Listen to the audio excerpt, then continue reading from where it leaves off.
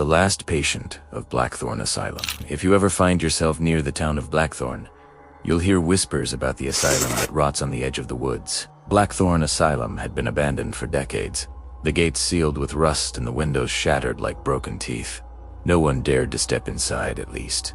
Not after the last time someone tried. They say the asylum was shut down in the late 70s after a series of incidents. Staff disappeared without explanation. Patients were found wandering the halls, whispering things in languages no one had taught them. And then there was Patient 101.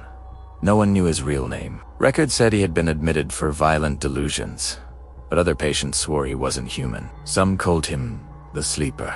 One autumn night, 4 friends decided to sneak in. It was the usual dare. Prove you're not scared.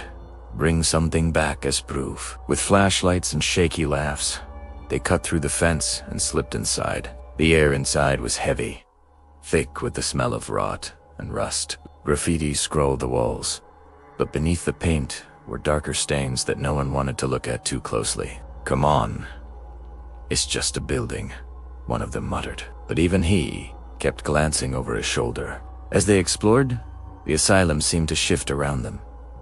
Doors they'd passed before were gone. Hallways stretched longer than they should have. Once, one of them swore they saw someone standing at the end of a corridor, but when the flashlight beam hit, there was nothing. Finally, they stumbled across a locked steel door. Above it was a faded sign.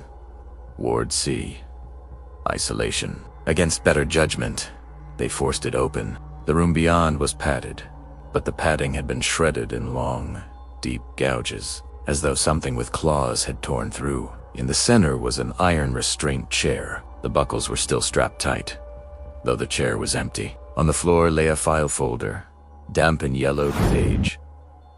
Written, Patient 101, status unknown. They opened it. The pages were filled with frantic notes from doctors. Patient 101 refused to die, they wrote. He stopped breathing.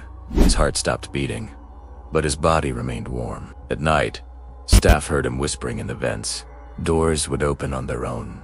One nurse swore she saw him standing over her bed at home. The last entry was scrawled in rushed handwriting, the ink smeared as if the writer's hand was shaking.